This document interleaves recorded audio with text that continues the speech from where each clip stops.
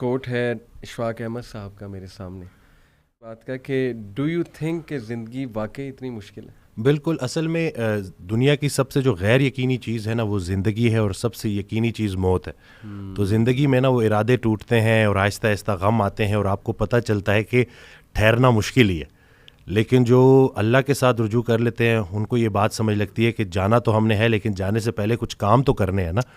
تو وہ جو کام میں مصروف عمل ابھی ہم بات کر رہے تھے کہ جو اللہ کے کام کر رہا ہے، جو مصروف ہے، تو پھر وہ ان چیزوں کو اپنے اوپر، اس غم کو اپنے اوپر حاوی نہیں ہونے دیتا. وہ حضرت واصف رحمۃ اللہ ایک شعر پڑھا کرتے تھے کہ غم بھی گزشتنی ہے، خوشی بھی گزشتنی، کر غم کو اختیار کے گزرے تو غم نہ ہو. تو یعنی کہ غم کو قبول کرنا ہے، اس کو ریڈ کرنا ہے، اور اس میں نا بڑا لیسن ہے. صحیح بات. تو یہ اللہ تعالیٰ ہماری برداشت، سب سے بڑی قوت برداشت ہے. بالکل صحیح. تو ہماری یہ برداشت بڑھانے کے لیے اللہ تعالیٰ غم بھیجتا ہے. صحیح. اور آہستہ آہستہ صبر کے ذریعے، نماز کے ذریعے انسان جو ہے نا اس مشکل سے نکل آتا ہے. کیونکہ اللہ کا وعدہ ہے کہ ہر سختی کے ساتھ آسانی ہے. تو سختی کے بعد آسانی ہے.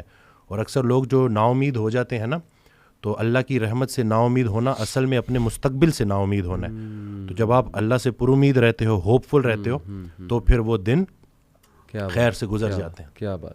وسیم بھائی، اگر ہم دنیا پہ نظر دوڑائیں، ایسے غم ہے نا، یعنی لوگوں کی جب سٹوریز سنتے ہیں اور اوور آل ورلڈ میں دیکھ لیں آپ، اور جو ہسٹری میں پاسٹ میں ہوا ہے، مطلب ایسے غم آپ کو نظر آئیں گے نا کہ انسان رو پڑتا ہے کہ یار واقعی دنیا میں بڑا غم ہے. لیکن اگر ہم یہیں پہ رک جائیں نا کہ بس دنیا میں بڑا غم ہے، زندگی بہت مشکل ہے، تو پھر تو ہوپ لیسنس ہے، پھر تو جو ہے نا وہ ایک ڈارکنیس ہے، ایک اندھیرا ہے. دیٹس وائی آئی سے ٹو پیپل کہ دیکھو جو ایتھیزم ہے وہ یہیں پہ رک جاتا ہے. بالکل. وہ کہتے ہیں کہ بس we are all here and we are doomed, اور بس ٹھیک ہے، سفرنگ بھی ہے، کیوس بھی ہے، ڈارکنیس بھی ہے، اب کیا کر سکتے ہیں. بٹ جب تک اسلام ہمارے پاس ہے نا وسیم بھائی، دیکھیں اللہ سبحانہ و تعالیٰ نے پہلے ہی ہمیں بتا دیا، جیسے آپ نے کہا نا ایکسیپٹنس. بالکل. اللہ نے ہمیں ایکسیپٹنس دلائی ہے کہ دیکھو اس کو ایکسیپٹ کرو کہ یہ دنیا ایک مشکل کی جگہ ہوگی، یہاں تمہیں مشقت کرنی ہوگی، اسٹرگل کرنی ہوگی. وی ول ٹیسٹ یو. ہم دیکھیں گے تم میں سے کون ایمان والا ہے. کبھی بھوک سے، کبھی خوف سے، کبھی خوف کا انفیکٹ ذکر ہے کہ خوف سے ٹیسٹ کریں گے. آئی تھنک انگزائٹی میں خوف کا ایلیمنٹ کافی جو ہے وہ ہیوی حاوی ہوتا ہے. پھر لاس آف لائف سے تمہیں ٹیسٹ کریں گے، لاس آف فروٹ سے تمہیں ٹیسٹ کریں گے. لیکن وہ بشر الصابرین. اور دیکھیں اللہ نے پورا طریقہ بتایا ہے کہ دیکھو نا امید نہیں ہونا ہے. اگر یہ پرابلمز آ جاتے ہیں تو پھر اللہ طریقہ بھی بتا رہا ہے کہ تم نے ہوپ کیسے پکڑنا ہے. جیسے آپ نے کہا کہ نماز ہے، پھر صبر ہے. تو how amazing is the philosophy of our religion. بالکل سبحان اللہ. اور جو ایتھیسٹ سے جو نہ ماننے والا ہے، وہ میں اس کو یہی بولوں گا کہ وہ بیچارہ اللہ کی نعمتیں بھی استعمال کرتا ہے اور اللہ کو مانتا بھی نہیں ہے. سبحان اللہ. ٹھیک ہے نا. تو تحقیق جو ہے نا وہ آپ کو بعد میں وہاں پہ پہنچائے گی جہاں تسلیم پہنچائے گی آپ کو پہلے. تو جو سرنڈر کرنا ہے نا، یہی سب کچھ ہم نے کرنا ہے. ایک آڈیو میں وہ بیان کر رہے تھے حضرت، تو انہوں نے کہا کہ پورا سرنڈر کرنا ہے. تو جواب آیا کہ حضرت اتنی کمزور صلاحیتوں کے ساتھ پورا سرنڈر کیسے کروں؟ تو انہوں نے کہا کہ تم پورا سرنڈر کرو، تمہاری صلاحیتیں بھی پوری ہو جائیں گی. سبحان اللہ. تو یہ ہے کہ جب آپ پورا سرنڈر کرتے ہو نا، یہ جو اپنی کارسازی نکالو گے تو کارساز کی کارسازی سمجھ آئے گی نا. تو یہ جو اللہ ہے نا، یہ ہمارے ارادوں کو توڑتا ہے، اور نہیں آتی کوئی پریشانی اس وقت تک جب تک وہ بڑی پریشانی کو ٹالنے نہ آئی ہو. وہ ایک واقعہ سناتے تھے کہ ایک بندہ ایک اللہ والے کے پاس جاتا ہے اور کہتا ہے کہ میرا مکان نہیں بک رہا، تو دعا کریں. تو انہوں نے کہا کہ نہیں، تمہارا مکان نہیں بکے گا، جاؤ.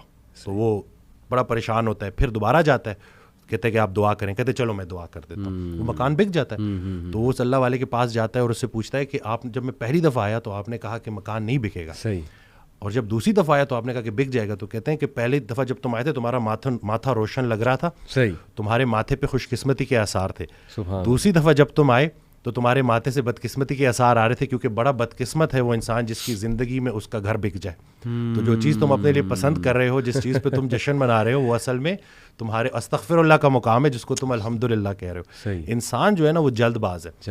وہ کہتا ہے کہ بس میرے اللہ کو اپنے مطابق چلانا چاہتا ہے. صحیح بات. اور اللہ نے ہمارے لیے کتنی خیر رکھی ہوئی ہے، کتنی آسانی رکھی ہوئی ہے. ہمیں خوش کرنے کے لیے اللہ کے پاس اتنا کچھ ہے، لیکن ہم جلد بازی میں اور نا امیدی میں اس سے محروم ہو جاتے ہیں. اور شیطان جو ہے نا وہ ہماری رگوں میں خون کی طرح دوڑتا ہے. تو اس کا طریقہ واردات ہے ہی یہ وسوسہ دینا. وسوسہ جو ہے نا وہ ایمان کی نفی ہے, اور یقین جو ہے نا وہ وسوسے کو نفی کرتا ہے. کیا بات. تو ہم نے یقین کو پختہ کرنا ہے. یقین نور ہے, شک اندھیرا ہے. تو اسی طرح سے یہ وسوسے کے اوپر سوال کیا گیا تو حضرت کہتے ہیں کہ میرا اللہ پہ یقین بے گماں ہے جو علم بن گیا. تم بھی وہ یقین پیدا کر لو, تمہیں بھی علم مل جائے گا. زبردست. تو یہ جو شک ہے نا وسوسہ, یہ آج کل بڑا کامن ہے کہ یہ لوگ اسی وجہ سے نا اندھیروں میں ہے. جی تو شک کی وجہ سے. بالکل. اچھا, یہ آپ نے جو بات کی نا کہ انسان جلد باز ہے, اس میں مجھے قرآن کی ایک آیت بھی یاد آئی. اللہ سبحانہ و تعالیٰ نے انسان کی نیچر بتائی ہے. سورہ معارج میں اللہ سبحانہ وتعالیٰ کہتے ہیں کہ بے شک ہم نے انسان کو نگرڈلی اور اینکشیس پیدا کیا. جلد باز ہے. جب خیر آتی ہے تو آپے سے باہر ہو جاتا ہے, اور جب کوئی ڈیفیکلٹی آتی ہے تب پینک ہو جاتا ہے. الا المصلین ایکسیپٹ دوز ہو آفر صلاۃ. یعنی اللہ نے سلوشن بھی ساتھ بتا دیا کہ نہیں, نماز تمہاری ان چیزوں کو چیک کرے گی. سجدہ کرو اللہ کے آگے, اور وہی آپ کی علی بات ہے کہ یقین.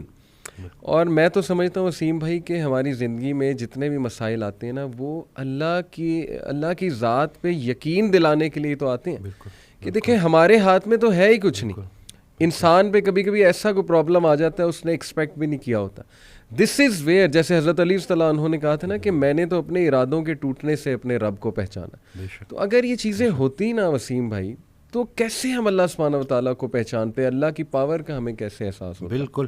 اشفاق احمد صاحب کی بات سے آپ نے سٹارٹ کیا تھا تو مجھے ایک واقعہ یاد آ گیا کہ ایک شخص ان کے پاس گیا اور کہا کہ اشفاق صاحب کوئی زندگی آسان کرنے کی ٹپ دے دیں. تو انہوں نے کہا میں تمہیں موت آسان کرنے کی ٹپ نہ دوں.